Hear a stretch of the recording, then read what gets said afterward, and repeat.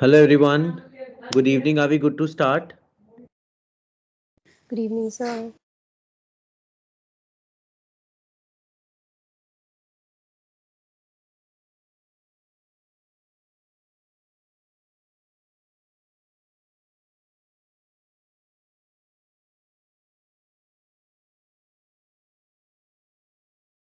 So, what is the strength of the class? Are we good to start now?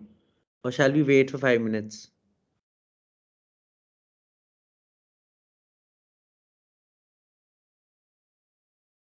So we have, so we have more than 50 students in the class, and I guess only 25 are So strong. let's wait. And meanwhile, any student has a doubt from their dissertation or any thing you want to ask, you can discuss in the meanwhile, just to utilize your time.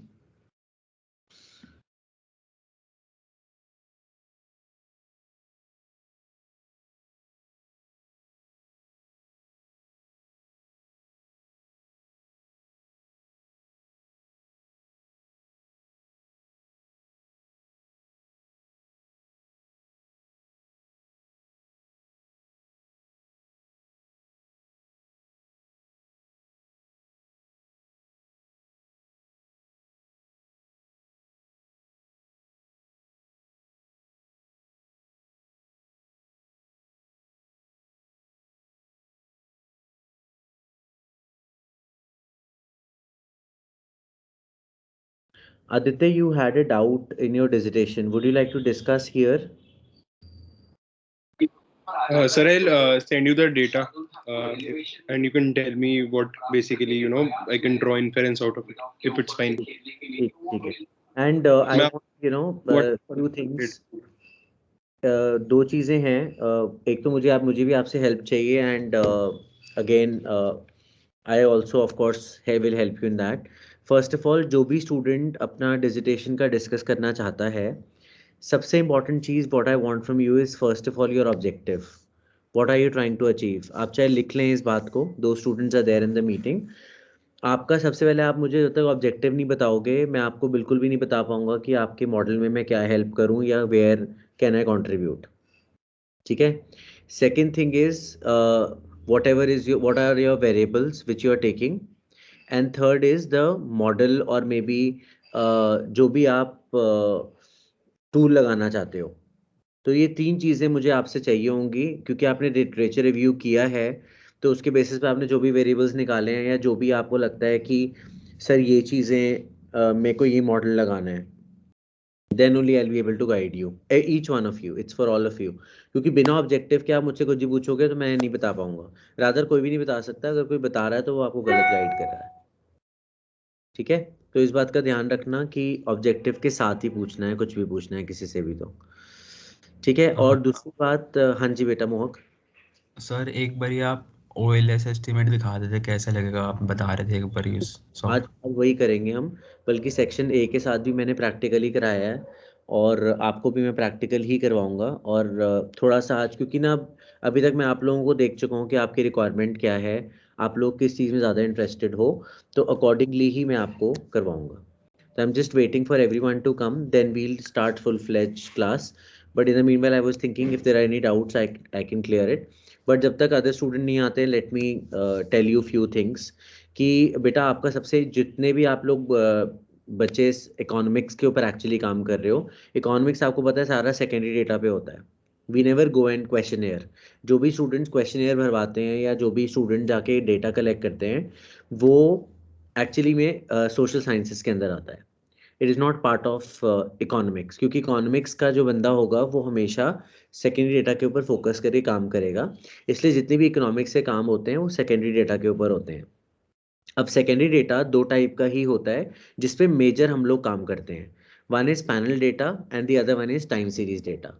कोई भी ऐसा student नहीं होगा देखना जो cross section पे काम कर रहा होगा. वेरी रेयर, 1% कोई स्टूडेंट होगा जो क्रॉस सेक्शन के ऊपर काम कर रहा होगा. तो इसलिए या तो पैनल डेटा या फिर टाइम सीरीज डेटा, जिसके ऊपर आपके सिलेबस का कम फोकस है.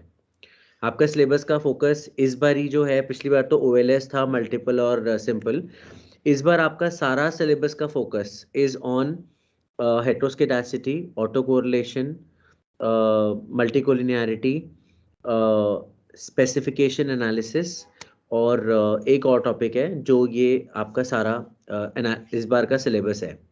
बट मैं आपको यही सजेस्ट करूँगा कि आप लोग मुझे थोड़ा सा टाइम देना, क्योंकि हमारी टोटल 27 क्लासेस होनी है।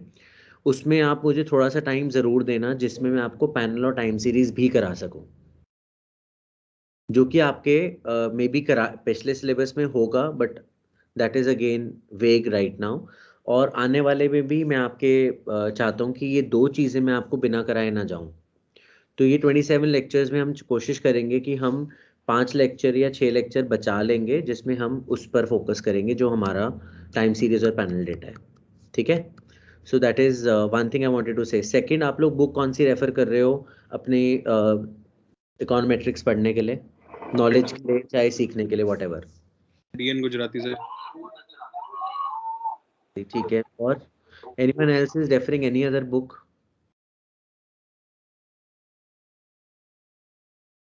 वैसे मैं सब स्टूडेंट्स को ऑब्जर्व करता हूँ हर जगह पे कि अगर कोई स्टूडेंट चाहे कोई भी सेक्शन का हो, अगर वो माइक ऑन करता है इतना शोर आता है बैकग्राउंड में घर वालों का, तो मैं ये पूछ रहा हूँ कि आप लोग पहली बात पढ़ते कैसे हो? और मैं कहता हूँ कि अगर मेरे पास इतना शोर आएगा तो मैं पढ़ाऊंगा कैसे? मेरा तो माइक हमेशा ऑफ ही रहेगा फिर। तो मतलब कुछ ऐसा स्पेशल होता है कि मैं कुछ स्पेशल करता हूँ या आप लोग स्पेशल करते हो? सर मैच चला रह गया था गलती से।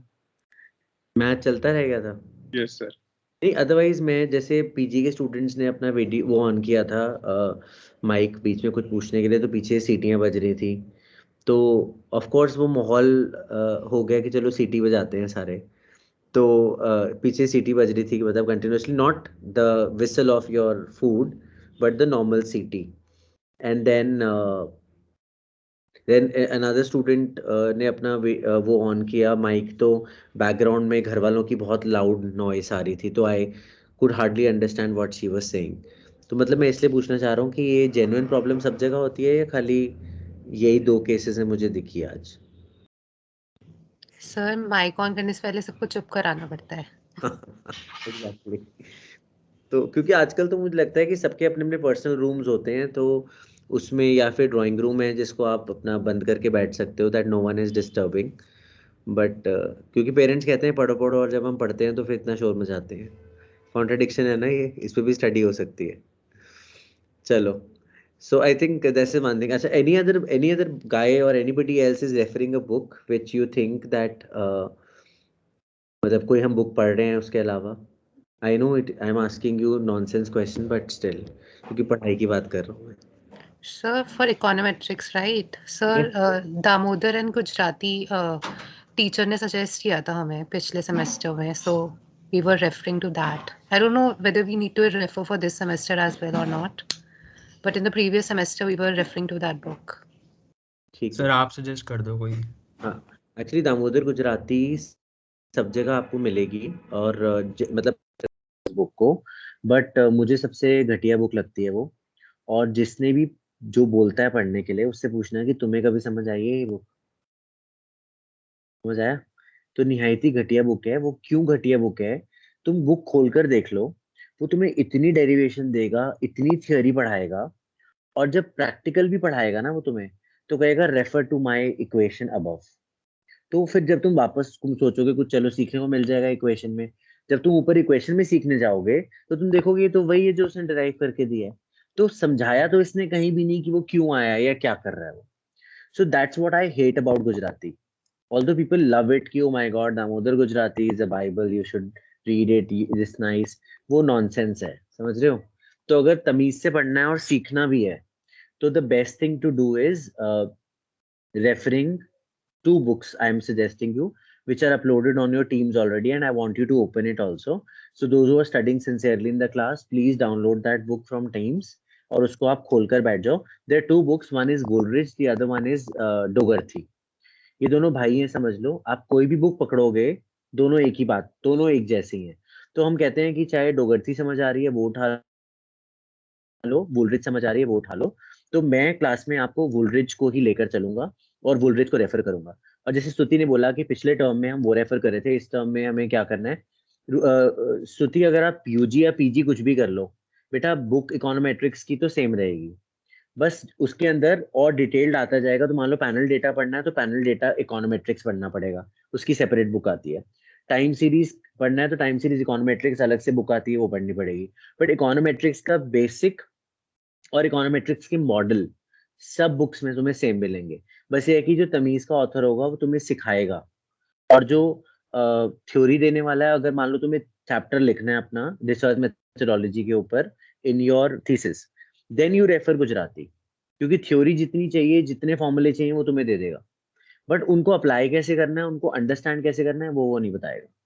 तो जो मेरी पीपीटीज होती हैं वो भी वुलरिज बेस्ड है, जो मैं डेटा सेट लूंगा वो भी वुलरिज बेस्ड है, और जो मैं क्लास में पढ़ाऊंगा वो भी वुलरिज बेस्ड होगा। इसलिए आप सब वुलरिज को भी डाउनलोड कर लें फटाफट से, और पेज नंबर 82 खोल कर बैठ जाओ, because now we going to start and I don't think जिन्होंने पढ़ना था उन्होंने ऑलरेडी ज्वाइन कर लिए class, so I don't think I have to wait for anyone else to join.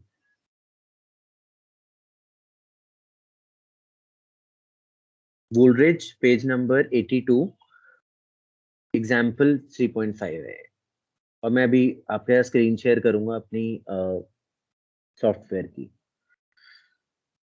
तो वैसे कौन कौन जाग रहे हैं जरा अपने हैंड रेज कर दो, ताकि मैं, हाँ जो वीडियो ऑन है वो तो दिख रहे हैं जाग रहे हैं, वो सोएंगे तो मैं उठा दूंगा। But how about others those who are awake? चलो अवेक मुझे 14-15 तो मिल गए, 16 17, ठीक है 19। क्योंकि देखो जो स्लीपिंग होते हैं, जो बोलना नहीं चाहते क्लास में, मैं फोर्स नहीं करूंगा, बट आप जितना पार्टिसिपेट करोगे मुझे बड़ा मजा आता है। और तुम्हारे किसी भी टाइप के लॉजिक हो, किसी भी टाइप का क्वेश्चन हो, you are more than happy to ask. और ये मौका तुम्हें जिंदगी में नहीं मिलेगा, मैं सच बता रहा हूँ।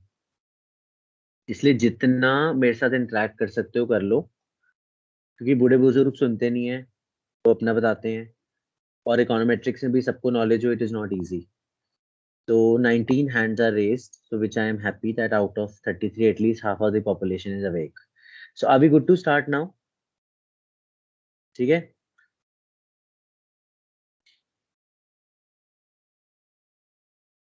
Okay, so let's start. I'm sharing my पूरा window with you because मुझे बहुत सारे इसमें खोलने पड़ेंगे। This is the software which I'll be using, as I already told you, Gretel will be using the software. और let me see.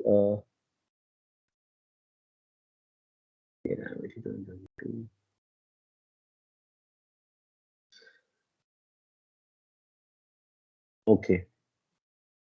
And we'll be using data set crime 1, जो कि मैं तुम्हारे साथ शेयर कर दूंगा data set, that's not at all a problem. So I hope my screen is visible and whatever I do is visible to all of you.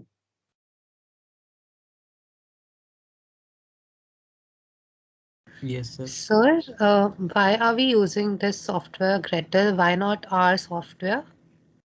बेटा are, या देखो मैंने पहले ही बता दिया था, आर यूज करना चाहते हो, ईव्यूज यूज करना चाहते हो, और स्टेटा यूज करना चाहते हो, आपकी मर्जी है।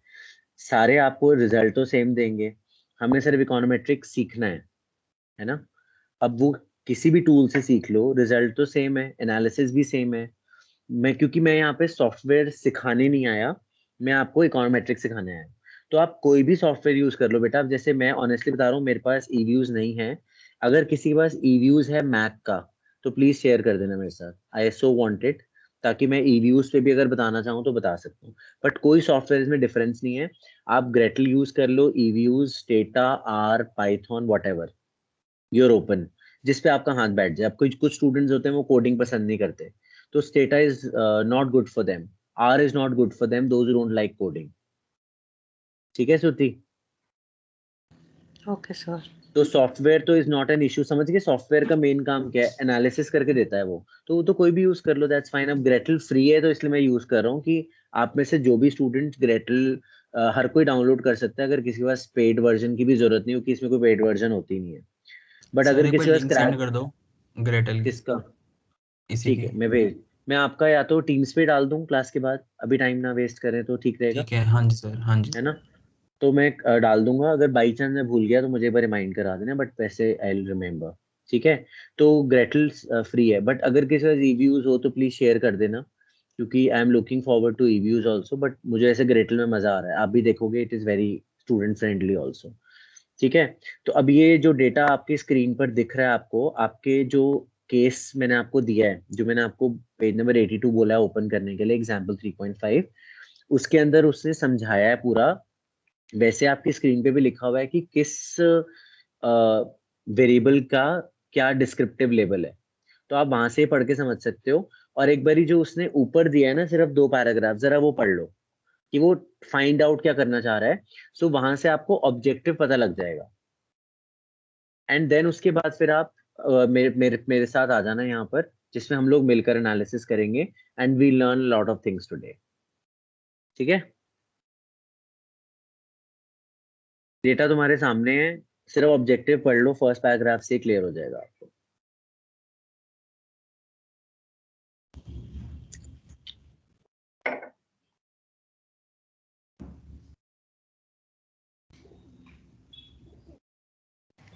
Sir, can you put the book PDF in chat box? I can't find it. अच्छा, you can't find on teams? Yes, sir. अच्छा अच्छा, चलो ये मैं भी एक्सपेरिमेंट करता हूँ, भेज के देखता हूँ इस पे। Sir, is it page number 82 or what? Page number 82 82? बच्चा, 82, हाँ, Okay. पेज नंबर 82 आ रही है अभी।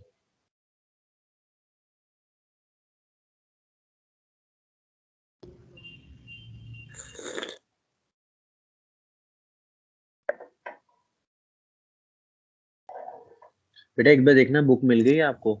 ये सर इसमें तनिष्क तेरे So को पता you है have मैंने to क्यों? click on the arrow over there. अच्छा, आई एम सॉरी। ऐसे सोचो कि इकोनॉमेट्रिक्स पढ़ा रहा है और वो इतना अनपढ़ है कि वो फाइल नहीं भेज पा रहा। Shit man. हाँ जी, बताओ। सर इसमें वेरिएबल्स गिवन है, ये तो मल्टीपल लीनियर रिग्रेशन मॉडल हुआ। Absolutely, no doubt in this, it is a multiple linear regression model. तो और इसमें हमें इम्पैक्ट देख रहे हैं एक तरह से, डिपेंडेंट वेरिएबल हमारा number of times the man was arrested,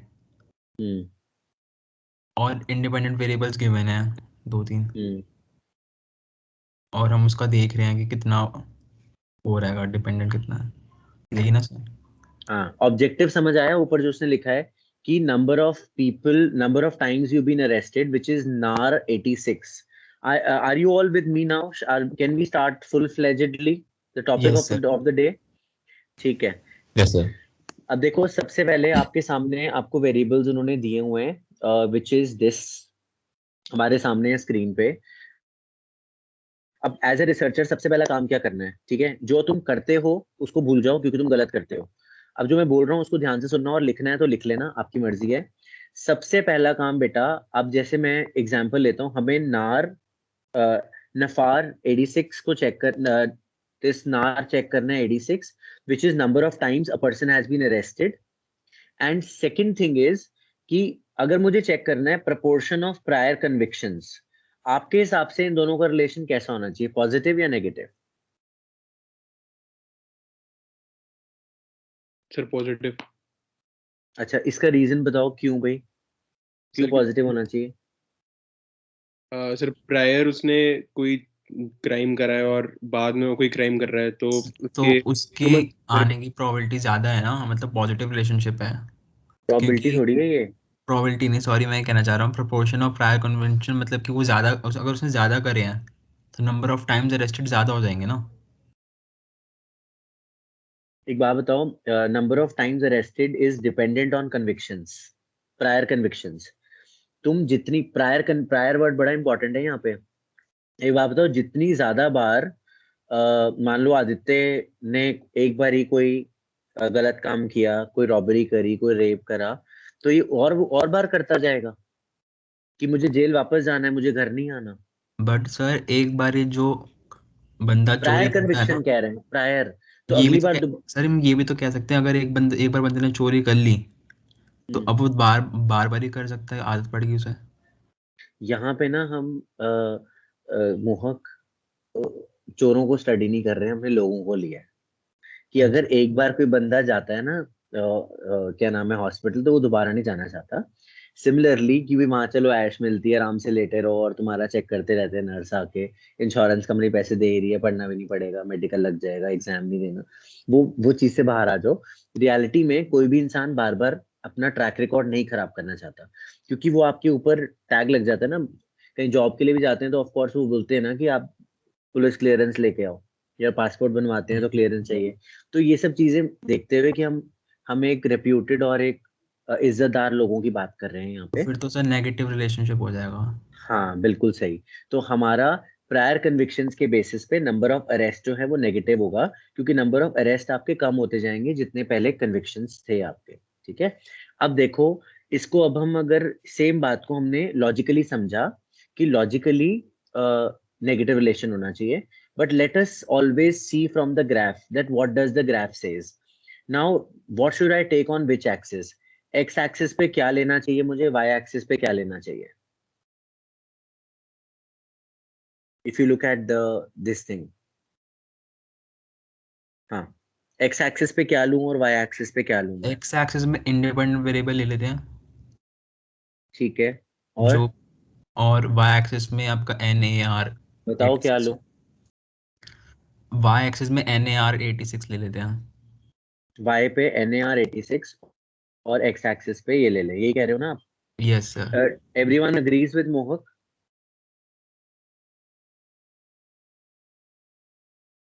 हाँ या ना तो बोल दो, जो जाग रहे थे बोलो भाई। 19 बच्चे, उन्हीं की बात कर रहा हूँ मैं बस, बाकी जो सो रहे हैं वो अटेंडेंस के लिए बैठे हैं, कोई बात। सर हम्म, अग्री करते हो सर मोहक के साथ? स्पेसिफिक रीजन है क्या चीज? मतलब एक्स एक्सिस या वाई एक्सिस पे लेने का मतलब? इसका रीजन है वो मैं बताऊंगा, क्योंकि वो एज ए टीचर मेरा काम है, बट अभी ओके। मोहक के साथ कौन अग्री करता है ये बताओ। मोह की हरकतों में मत जाना, उसके काम को देखो कि जो वो कह रहा है वो ठीक कह रहा है। यार मैंने बहुत बड़ी बात नहीं पूछी तुम लोगों से, और तुम इकोनॉमिक्स के बच्चे हो, इकोनॉमिक्स पढ़ते हो, फिर भी तुम ये हरकत करोगे कि आ, मतलब एक्स एक्सिस वाई एक्सिस में सोचने में इतना टाइम? विधि, भाई पे भरोसा ही नहीं है। सीरियसली मोह, कल को अगर तेरे को वोट चाहिए होगा तो बिल्कुल नहीं मिलेगा, जो इन मैं लोगों की वही सोच हालत रहा हूँ है। सर, ये तो सब गोट ही देगा सर। हम्म, देखो, तो मोहक की बात अगर हम लेकर चलें, हालांकि मोहक तो गलत है, बट मैं फिर भी दिखा रहा हूँ इन लोगों को, ठीक है? क्योंकि कहते हैं ना कि जादू पे ही दुनिया सर झुकाती है, like that. So let's see, look at this graph which is proposed by Mohak, and now look at the graph which I actually expected you all to draw, which is the opposite. I'll tell you why as well. This is a graph which actually you should have drawn, and this is what Mohak has suggested. देखो, पहली बात, इतना difference आ गया सिर्फ axis को change करने से, तो तुम इमेजिन कर सकते हो कि जब तुम ग्राफ बनाते हो और जब आंख बंद करके तुम ग्राफ बनाते हो, कि कुछ भी कहीं भी ले लो सर क्या फर्क पड़ता है, तो तुम देख सकते हो कि कितना मेजर डिफरेंस आता है ग्राफ के अंदर। पहली बात समझ आई है कि आंख बंद करके इलिटरेसी में आकर कभी भी ग्राफ नहीं बनाना। अब लॉजिक समझो कि किसको कौन सी एक्सिस पर लेते हैं। ये तुम लोगों को पता था बट तुमने कभी नोटिस नहीं करा आज तक, क्योंकि सिर्फ सर नंबर हमने चाहिए तुम एक्सेल लोगों का को। सोच के ले लिया ना। तो एक्सेल में, एक्सेल और वेक्सेल का क्या मतलब है यहाँ पे? लॉजिक तो एक्सेल कॉमन में सेंस तो। हाँ हम बोलो। एक्स, हाँ वो है कि ग्राफ, अगर हम ग्राफ दिखता ना मुझे तो मैं बोल देता है गलत है ये वाला, राइट वाला। अब वो तो बट तुम्हें एक्चुअली गंदी आदत पड़ी हुई है ना, कि तुमने डेटा सिलेक्ट करा, ग्राफ हाँ बनकर हाँ आ जाते हैं, तुम उसमें चूज कर लेते हो। हाँ लेकिन वही सर। तुम ये तो समझ लो, तुम छठी सातवीं वाली बातें कर रहे हो, और एक्चुअली में क्या लेवल है तुम्हारा? यूजी। सोचो, यस सर। हरकतें सिक्स्थ वाली हैं, कर यूजी रहे हैं, कितना फर्क आ गया है देखो, है ना? Yes sir. यही, अब ध्यान से समझना। तुम सबने डिमांड कर्व बनाया है कभी जिंदगी में आज तक? Yes sir. Which I doubt after today's discussion. नहीं सर, बट बनाया है। बनाया है क्वांटिटी डिमांड कर्व क्वांटिटी कभी? डिमांड यहाँ एक्स में होनी चाहिए और प्राइस वाई में होना चाहिए। देखा है ना? अब ये किस बेसिस पे डिसाइड करते हो? वो तो तुमने खैर रटा हुआ है कि बनाते हो तुम लोग कि price is on the Y axis and demand is on the X axis. Now which is the dependent, which is independent variable among them? फिर क्वांटिटी डिमांडेड डिपेंडेंट वेरिएबल होता है और प्राइस डिपेंडेंट होता है। हाँ, वैसे आदित्य की शक्ल से बिल्कुल नहीं लगता कि आदित्य पढ़ता होगा, लेकिन ये पढ़ा लिखा आदमी है यार। I appreciate it, looks are deceptive. So बिल्कुल सही बोला है इसने कि price is a independent variable and demand is a dependent variable. So guys वहीं से दिमाग लगा लेते कि जो डिपेंडेंट वेरिएबल होता है वो एक्स एक्सिस पे आता है और जो इंडिपेंडेंट वेरिएबल होता है वो वाई एक्सिस पे आता है। ये प्लीज जो भी इलिटरेसी का भी शिकार हुए हैं वो कहीं पर लिख लें इस बात को। और मैंने आपको लॉजिकली भी बता दिया है कि जब भी भूल जाओ डिमांड कर्व को याद कर लेना। लेकिन बहुत सारे ऐसे भी इकोनॉमिस्ट हैं जो प्राइस को वाई एक्स एक्सिस पे लेते हैं और डिमांड को वाई एक्सिस पे लेते हैं और फिर उनको जीरो मिलता है कोई इकोनॉमिस्ट हमारी क्लास के अंदर जिसने प्राइस को एक्स एक्सिस पे कभी लिया और डिमांड को वाई एक्सिस पे लिया हो? तो ग्राफ बिल्कुल उल्टा बना होगा तुम्हारा।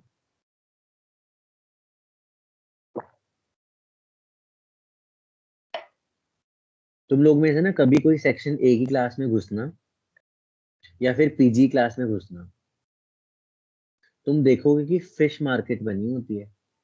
हम इतना इंटरेक्ट करते हैं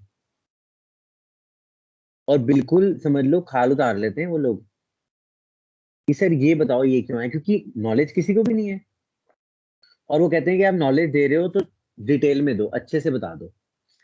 तो और मैं यहीं पर देख रहा हूँ कि मुझे सिर्फ अभी तक 4 लोग की आवाज सुनाई दी है, मोहक की, आदित्य की, स्तुति और विधि।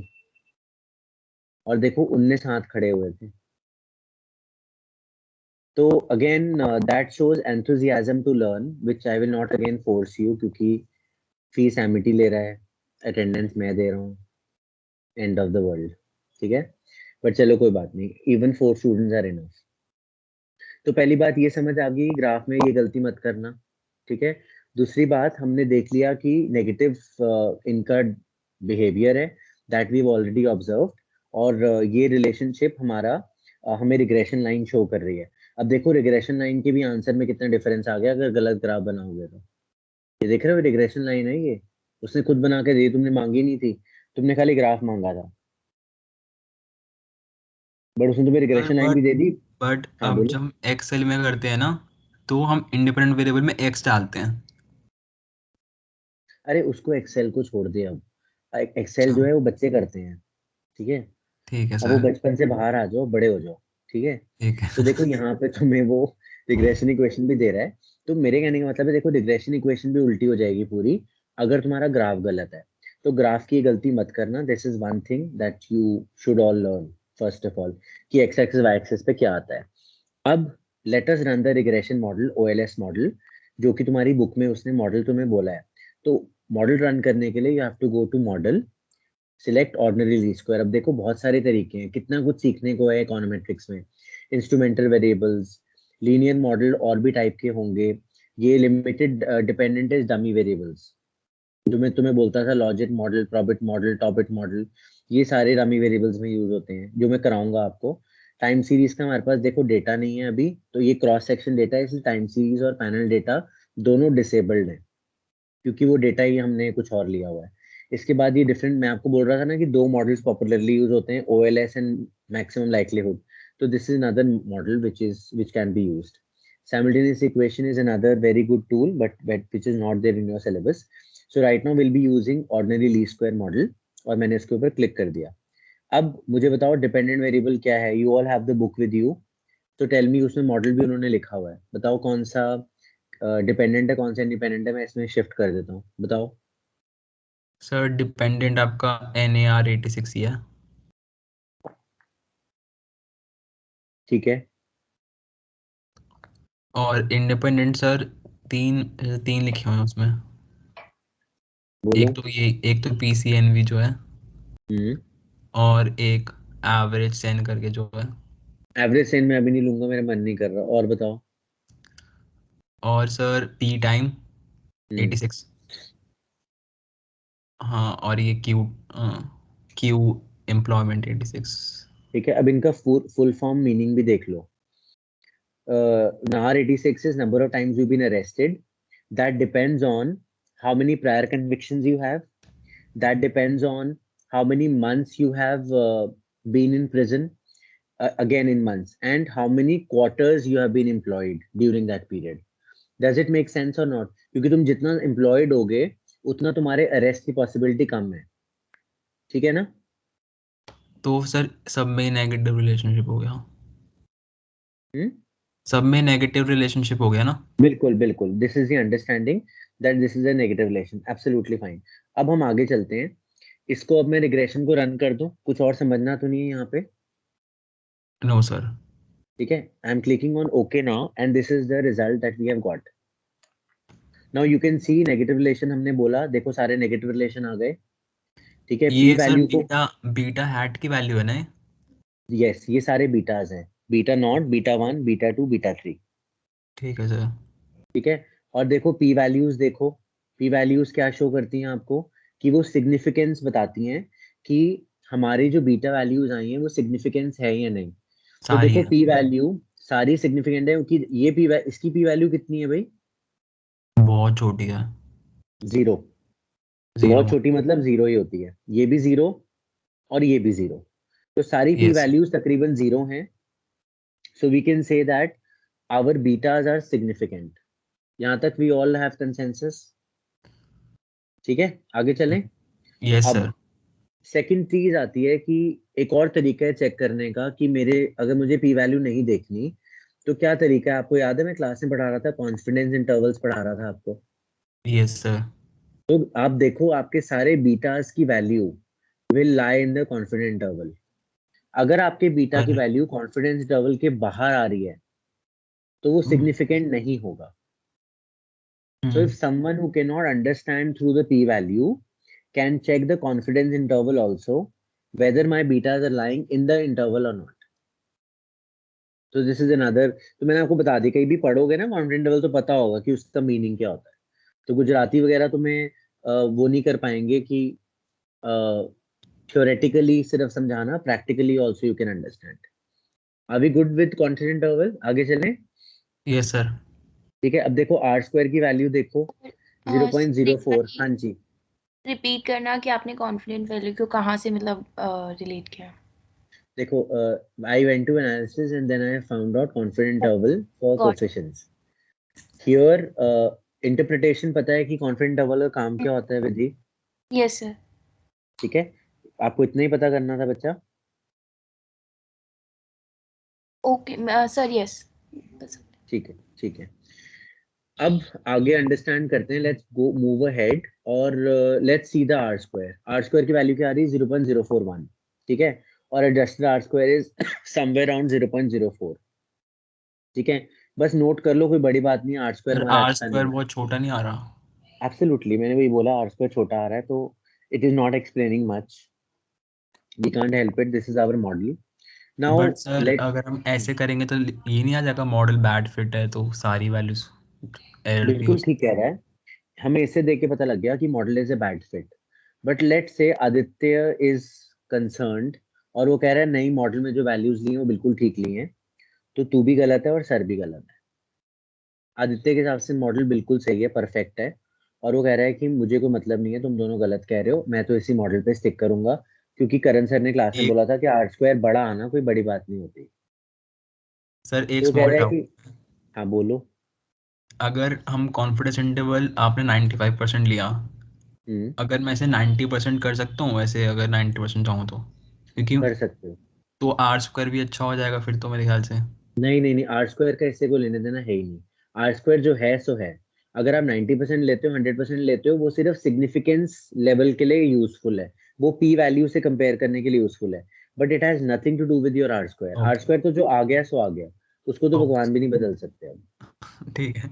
ठीक है। अब आदित्य हमारे पास बहस पे उतर आया कि मैं तो इसी मॉडल को लेकर चलूंगा। अब ऑफ कोर्स आदित्य दोस्त है तो उसको रोकना तो पड़ेगा कि भैया मत कर, ये मॉडल गलत है, ठीक है। तो अब हम आर स्क्वायर कैसे आदित्य को कन्विंस करें that this model is a bad model, इसको डस्टबिन में डाल दे, ठीक है। अब क्या करना चाहिए हमें? I will go to now test, ठीक है, and I will run a test which is called Ramsey's reset test, ठीक है। This is a test which I am going to run to show Aditya that the specification of the model is wrong. क्या आदित्य मान जा, specification of the model is wrong. अब राम से model पे click कर देता हूं मैं, तो इसमें स्क्वायर्स और क्यूब्स आप कुछ भी ले सकते हो, बट मैं स्क्वायर्स लेके चल रहा हूँ, ठीक है, क्योंकि बेसिक राम से मॉडल कहता है स्क्वायर्स ले लो, क्यूब भी ले सकते हो, कोई प्रॉब्लम नहीं है. तो आपने स्क्वायर्स को सिलेक्ट करा and you click on okay. Now this is the Ram से मॉडल का result and this is my original model. अब आप ध्यान दो, यहाँ पर ओरिजिनल मॉडल में 4 वेरिएबल्स हैं, ठीक है. राम से मॉडल में देखो एक एक्स्ट्रा, राम से टेस्ट में एक एक्स्ट्रा वेरिएबल आ गया. इसका मीनिंग मैं समझाऊंगा कि वाई हैट स्क्वायर क्या होता है. I will come to this, but पहले हम आदित्य को सॉर्ट आउट कर देते हैं कि भाई ये मॉडल बेकार है. स्टार्ट करें. अब तुम पी वैल्यू देखो जरा राम से टेस्ट की, कितनी आ रही है sir? Near 0. 0. Yes sir. Near 0. तो इसका मतलब हमारा नल हाइपोथेसिस क्या है, जो what Aditya is saying, that the null hypothesis is that the specification of the model is correct. But actually में मैं और मोह कन्विंस्ड है कि मॉडल का स्पेसिफिकेशन ठीक नहीं है. So now Aditya will be convinced कि भैया p वैल्यू 0 आ रही है. इसका मतलब we will reject the null hypothesis and hence we have proved that the regression model which we are running now is misspecified. यहाँ तक सबको बात क्लियर है? सर एक बार रिपीट कर दोगे अभी लास्ट मैं में? रिपीट कर रहा हूँ. सबसे पहली बात, जो राम से रीसेट टेस्ट है, रीसेट टेस्ट ने एक और वैल्यू को ऐड कर दिया जिसका एक्सप्लेनेशन हम अभी अंडरस्टैंड करेंगे. अब हमें ये देखना है कि हम नल हाइपोथेसिस को एक्सेप्ट करें या रिजेक्ट करें, ठीक है. अब पी वैल्यू जरा ध्यान से देखो, which is coming out to be nearly 0. So at 5% level of significance we will reject the null hypothesis and saying that the model, we will reject the null hypothesis saying that the model is misspecified. क्योंकि null क्या कह रहा है, model is correctly specified. But what is alternate hypothesis saying? That the model is misspecified. So we have proved that the model is misspecified. Is it clear to everyone? एक second का यहाँ पर pause देकर अपने दिमाग में बिठा लो. हाँ जी स्तुति. सर लेकिन ये तो पिछले वाले उसमें भी आ रहा था पी वैल्यू, इसमें जहाँ पे आपने नल हाइपोथेसिस स्पेसिफिकेशन मार्क कर रखा है, उसकी लास्ट वाली लाइन में भी तो इट्स रिटन द सेम ना.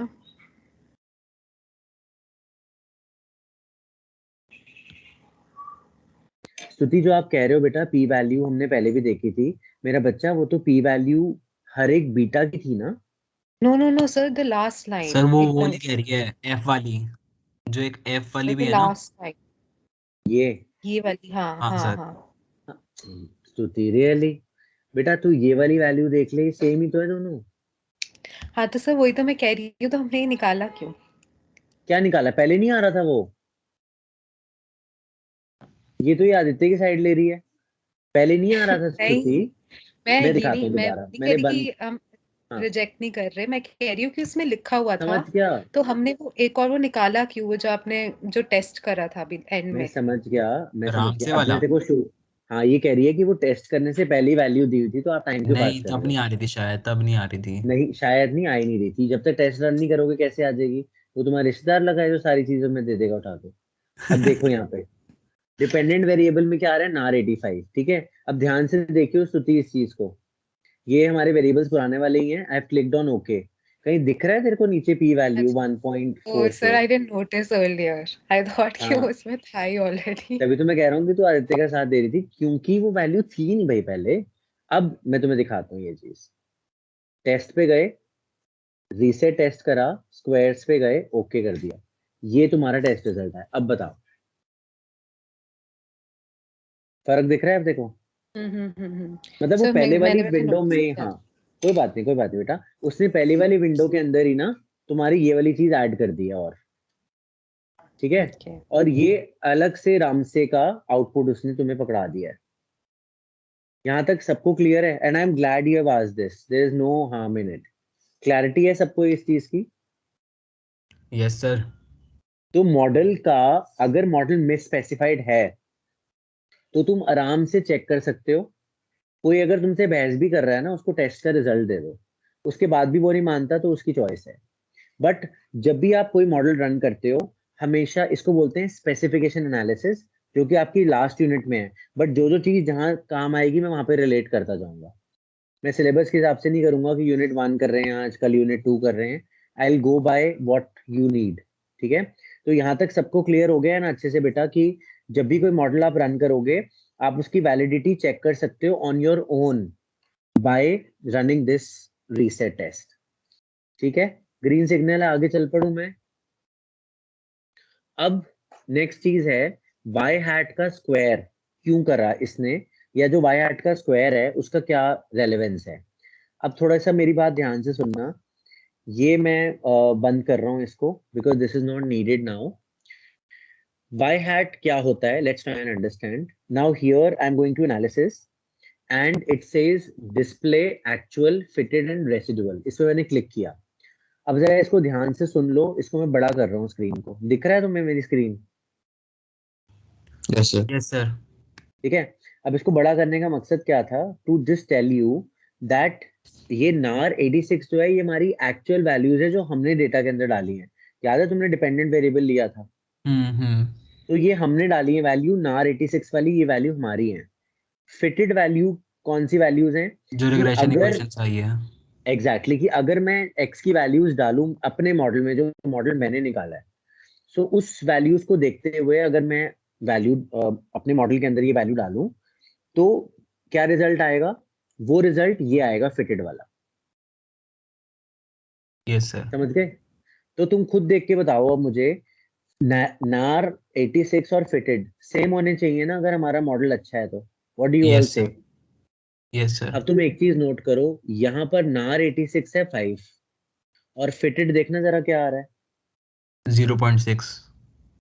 अब बताओ मुझे क्या सेंस बना इस बात का। बहुत ज्यादा एरर है सर।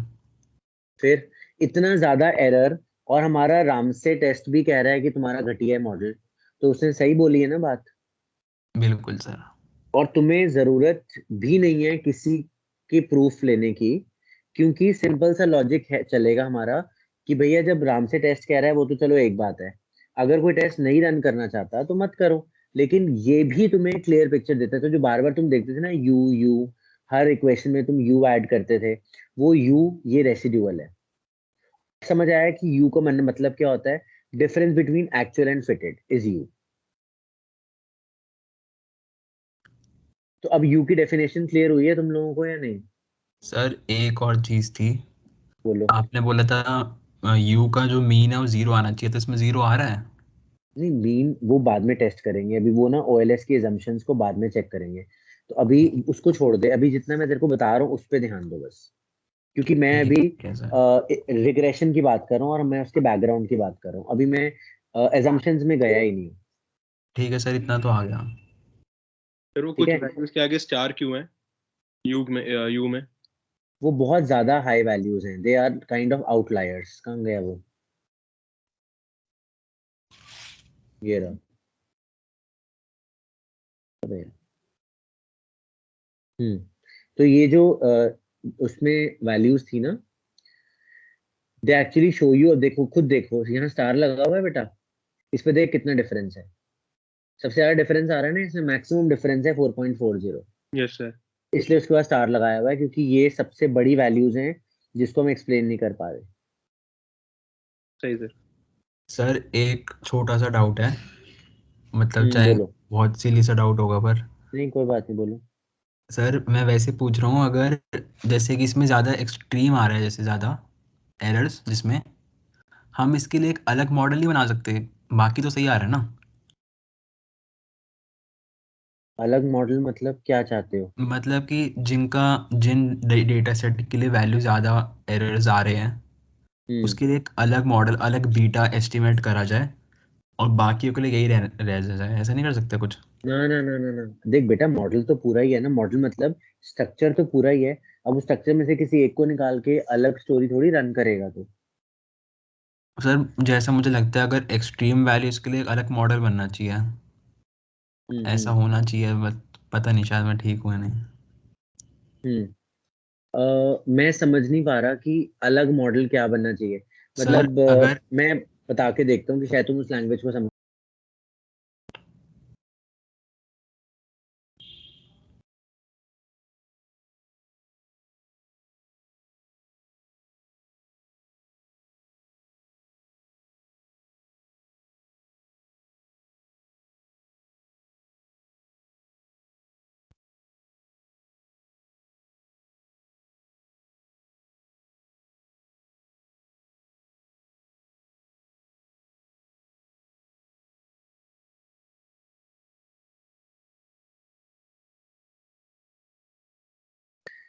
एक्चुअली क्या होता है, इसमें ना 2-3 चीजें होती हैं। जैसे तुम बोल रहे हो ना, तो रेस्ट्रिक्टेड और अनरेस्ट्रिक्टेड मॉडल भी रन कर सकते हैं, जिसकी बात मैं आगे जाकर करूंगा।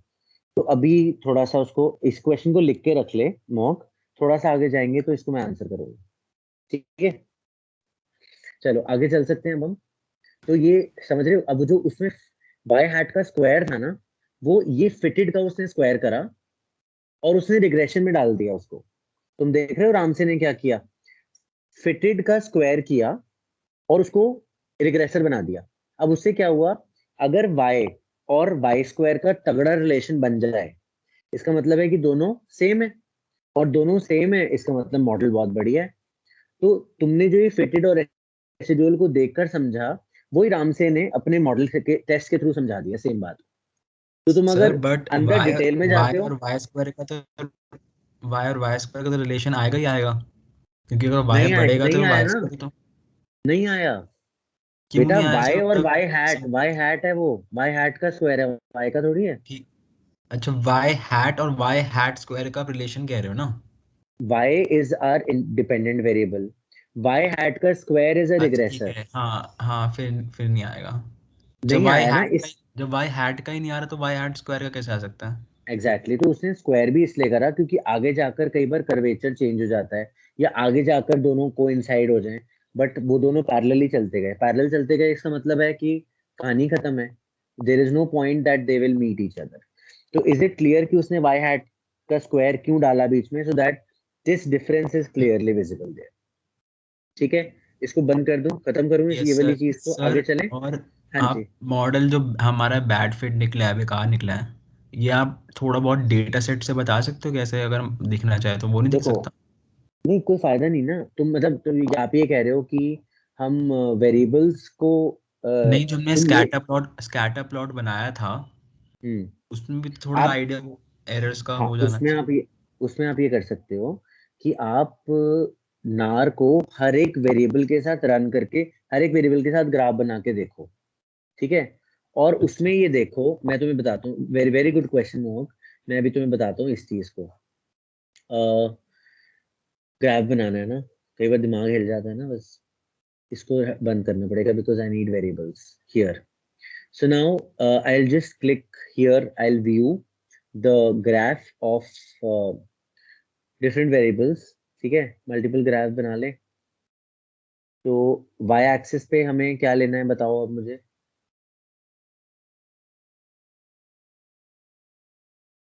सर, इंडिपेंडेंट वेरिएबल लेना वाई एक्सिस पे, पी हम्म सी हम्म एन वी। हम्म। इसको मैं अलग अलग बनाता हूँ तो उससे ज्यादा क्लैरिटी रहेगी, नहीं तो मिक्स हो जाएगा। हियर नाउ x एक्सिस पे क्या लेना चाहिए? Ready fix, X, yes sir, और P C N V Y axis में ले लो। ठीक है? तो ये हमारा एक ग्राफ बन गया, ठीक है? इसको मैं साइड कर रहा हूँ यहाँ पे। ठीक है सर। इसके बाद एक और बनाते हैं वेरिएबल, एक और ग्राफ बनाते हैं विच इज ऑफ अगेन नार here and p time here, okay, ठीक है? इसके बाद अगला बनाते हैं this one here and q time here, ठीक है? ये बन गया हमारा। अब देखो ये 3 ग्राफ है, मैं इसको लाइन बाय लाइन लगा देता हूँ ताकि आपको नजर आ जाए। ये 3 ग्राफ नजर आ रहे हैं सबको? Yes sir. अब तुम एक चीज खुद चेक करो, तुम्हारी पहले ग्राफ में भी रिग्रेशन लाइन तो downward sloping I, which shows negative, ठीक है? Yes sir. बट तुम देखो जरा वेरिएबल्स लाइन के ऊपर कितने लाई कर रहे हैं, लाई बिल्कुल कर नहीं रहे हैं कर कोई? रहे, बिल्कुल भी नहीं बस कर रहे। यहीं से पता लग गया। तुम याद है ना तुम्हें, जब मैंने अपने पीपीटी में भी दिखाया था कि कितनी वैल्यूज एक्चुअल और फिटेड दूर हैं, उससे पता लगता है। अब तुम देखो एक्चुअल और और फिटेड इसमें तो वैल्यूज में सर कितना डिफरेंस वो है। भी हो रहा है बहुत ज्यादा, मतलब क्लम्पिंग टाइप, नहीं हाँ बायसनेस कह सकते हो। हाँ बायसनेस है, तो ये एक तरह से एक तरफ सारे क्लस्टर्ड है। तो बेटा यस सर, इसी से भी, वही। इससे ही पता लग जाता है कि डेटा कैसा है। तो मैं अगर अपना सिंपल लीनियर रिग्रेशन रन कर दूंगा, तो मैं तो गलती कर रहा हूँ बहुत बड़ी, ठीक है? तो ये यहाँ से भी तुम्हें ग्राफ से ही पता लग सकता है। इसलिए आपको ग्राफ बहुत हेल्प करता है, जो कि अभी तक तुम सिर्फ डिजाइन बनाने के लिए ग्राफ बनाते थे ना एक्सेल के अंदर, कि पेजेस भरने हैं रिपोर्ट के तो ग्राफ डाल दो, कुछ करने के लिए नहीं है तो ग्राफ डाल दो, है ना? गलत तो नहीं कह रहा मैं?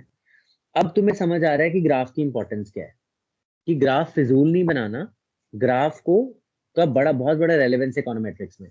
तो इसलिए पहली बात तो ग्राफ का बड़ी क्लैरिटी हमें होनी चाहिए कि हम ग्राफ किस किस का क्यों बनाएंगे, किसको किस एक्सिस पे रखेंगे।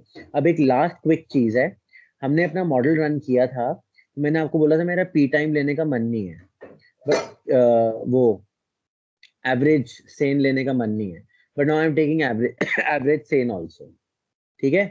बट मुझे पहले बताओ एवरेज सेन का रिलेशन क्या होना चाहिए एक्चुअली में? Average sentence in the prison अगर ज्यादा होगी तो नंबर ऑफ टाइम्स अरेस्ट कम होगा ज्यादा होगा? कम होगा ना सर। अब आदित्य, अगर मैंने आपको चोरी की सजा सिर्फ 1 महीना दी, ठीक है, और तो तू बार बार चोरी करेगा या कम चोरी करेगा? बार बार और ये करें। मैं हाँ बार बार करेगा कि चलो एक चोरी करके 1 महीने तो जाना है जेल में, कोई बात नहीं, अगले महीने फिर चोरी करूंगा, फिर जेल चला जाऊंगा, फ्री का खाना मिल तो जाएगा, जो चोरी करी है वो फैमिली नेगेटिव खा लेगी। रिलेशनशिप होगा। समझ आ रहा है तुम्हें ये बात? कि ठीक। पहले रिलेशनशिप जज कर लो, लॉजिकल रिलेशन क्या कहता है, ठीक है? कि एक्चुअली में जितना अ, आपका सेंटेंस जेल में ज्यादा होगा उतना तुम कम अरेस्ट होगे, क्योंकि तुम्हें डर लगेगा कि मैं जेल नहीं जाऊंगा, मुझे पता है कि 10 साल से पहले छोड़ेंगे नहीं। समझ आ गया? तो उसमें ज्यादा डर है ना, उसमें हम गलती भी नहीं करेंगे। अब क्यों रेप केसेस कम नहीं होते? क्योंकि they don't give a brutal punishment to the rapist. तभी तो कहते हैं कर लो कोई बात नहीं, उम्र कैद हो जाएगी, वहां फ्री खाना मिल जाएगा। That kind of logic they have कि क्या फर्क पड़ता है।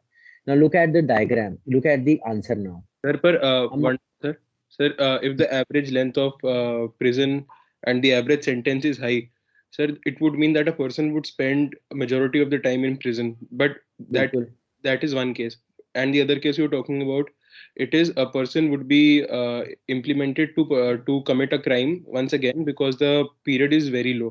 But we are not specified about the country for which we are taking the data because नहीं, there are. कंट्री मेंशन्ड है उसके अंदर, बट वैसे कंट्री का काम नहीं है यहाँ पे, हाँ बट सर क्योंकि कंट्रीज में तो हाँ छोटी छोटी मतलब क्राइम की भी ज्यादा वो होती है पनिशमेंट्स तो। मेरा बच्चा, वो अलग बात, वो जो आप कह रहे हो, मैं सॉरी आपको बीच में रोक रहा हूँ, अभी हम कंट्री और वेरिएबल्स को नहीं इंक्लूड करके चल रहे, अभी जो हमारे पास डेटा है हम उसमें बात कर रहे हैं, ठीक है?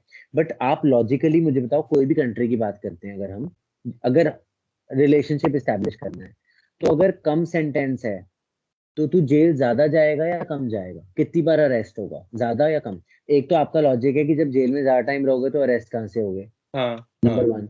दूसरा, अगर मान लो अगर सेंटेंस कम है कि तुम रेप करके आए हो, चल ठीक है इसको 2 महीने डालो जेल में और भेज दिया, तो तुम ज्यादा अरेस्ट हो गए ना, क्योंकि तुमने अब तो अपना पेशा बना लिया। ये जो मोह कह रहा था कि चोरी करने की आदत पड़ चुकी है, तो वो तो चोरी रहेगा जिंदगी भर, क्योंकि 2 महीने जाऊंगा आ जाऊंगा वापस, फिर जो चोरी की थी खाया पिया, फिर दोबारा चोरी कर ली, फिर 2 महीने के लिए चले गए। ऐसे तुम कहोगे कि it's like going to Dubai, घूम के वापस आ गए। तो बात समझ रहे हो? कायदे से रिलेशन नेगेटिव होना चाहिए, ठीक है but you look at the regression result, the relationship is coming out to be positive. तो फर्स्ट ऑफ ऑल, जो रिग्रेशन आउटपुट आया उससे ना तो हमारा आर स्क्वायर इंक्रीज हुआ खास, very little change in R square, which was 0.041 earlier, which is now 0.042, and adjusted R square में कोई चेंज नहीं आया। तो पहली बात तो including this variable has no addition to our ये मॉडल। सर इनसिग्निफिकेंट है तो उसे हटा सकते हैं, हाँ प्रिंसिपल देखा ऑफ मैंने पार्सिमोनिया के उससे। हाँ मैंने इसलिए बाद में डाला, वो पार्सिमोनिया पुर्सिमोनिया अलग है, बट तू देखना इसका हमारे लॉजिकल भी सेंस भी नहीं बन रहा है यार, हमारी जो थ्योरी है उसको भी वायलेट कर रहा है ये, तो क्यों लूं यस मैं सर। इसको? जस्टिफाई करना मुश्किल हो जाएगा ना इसको। और सर पी वैल्यू भी इसकी ज्यादा ही है, हाँ मतलब इनसिग्निफिकेंट है, बट तुम बताओ कि ये पर कोफिशिएंट वेरिएबल ही गलत आ इंपॉर्टेंट था गया, ना? बट कोफिशिएंट तुम ही बताओ गलत आ गया। ये वेरिएबल कायदे से तो इम्पोर्टेंट है ना, कि नहीं है? कायदे से बताओ। इम्पोर्टेंट है सर। और लॉजिकली भी अभी इतनी बहस मैंने और करी अजय ये आदित्य ने, बट हमारा लॉजिक भी इस दोनों का बिल्कुल ठीक था और लॉजिकली भी समझ आया, बट फिर भी हमारा मैटर नहीं, मतलब नहीं चला वो। क्यों नहीं चला? Again data, you can't help it. तो ये देख रहे हो आज कितनी सारी चीजें आपने सीखी, तो इसलिए इकोनोमेट्रिक्स जितना करोगे उतना एंजॉय करोगे, ये थियोरी नहीं है। Econometrics is practical. डेटा के साथ खेलोगे, कुछ भी उलट पलट करोगे, डेटा को कोई नुकसान नहीं होगा unless you will not save it.